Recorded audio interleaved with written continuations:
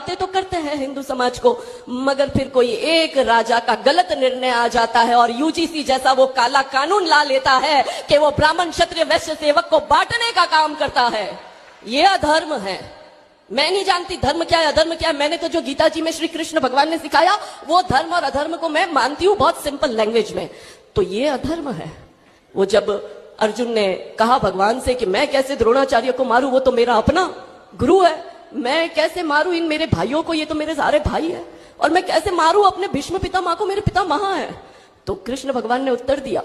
कृष्ण भगवान ने कहा कि तू जिस द्रोणाचार्य को अपना गुरु बता रहा है, जब उसी के बच्चे अधर्म कर रहे हैं और वो उसको रोक नहीं रहा है तो वो भी अधर्मी है। जिस भीष्म पितामह को तू अपना पितामह कह रहा है, वो भीष्म पितामह ने आंखें बंद कर दी थी जब तेरा भाई दुर्योधन जांघा ठोक कर कहता था द्रौपदी को कि आके बैठ मेरी जांघा पर, वो चुप था। और ये तेरे भाई वो तो चीर हरण कर रहे थे। तो भगवान ने अर्जुन से कहा कि ये सारे अधर्मी हैं और अधर्म पर मौन रहकर जो मात्र निहारे जाते हैं, द्रोण हो, भीष्म हो, कर्ण हो, सब मारे जाते हैं, सारे मारे जाएंगे।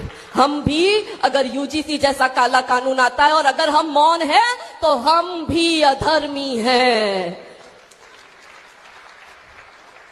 क्यों हमें जातियों में बांटा गया? कोई संत थोड़ी जाति में बांट रहा है। ब्राह्मण को तो वैसे ही बदनाम किए हुए हैं और फिर गालियां भी ब्राह्मणों को देते और कॉलेजों में नारे लगते ब्राह्मण तेरी कब्र खुदेगी। क्यों खुदेगी ब्राह्मण की कब्र?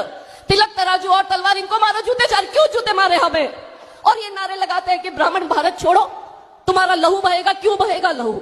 ये हमें बांटा कौन जा रहा है? आज जब हम इस सभागार में एकत्रित हुए तो यहां से ये प्रण लेकर जाए कि मिलकर पत्र लिखे प्रधानमंत्री को कि आप अगर देश का सच में भला चाहते हो तो ये कॉलेज यूनिवर्सिटी में होने वाले छात्र संघ के चुनावों पर रोक लगाओ, क्योंकि पॉलिटिक्स ने तो वैसे ही बर्बाद कर दिया देश को, मगर जो हमारा देश का भविष्य है, जो भावी पीढ़ी है, जो छात्र है, वो 18 वर्ष का होते ही 19वें वर्ष में जैसे ही कॉलेज में पैर रखता है, आप उसको चुनाव की आग में झोंकते हो। बाहर से पैसा आता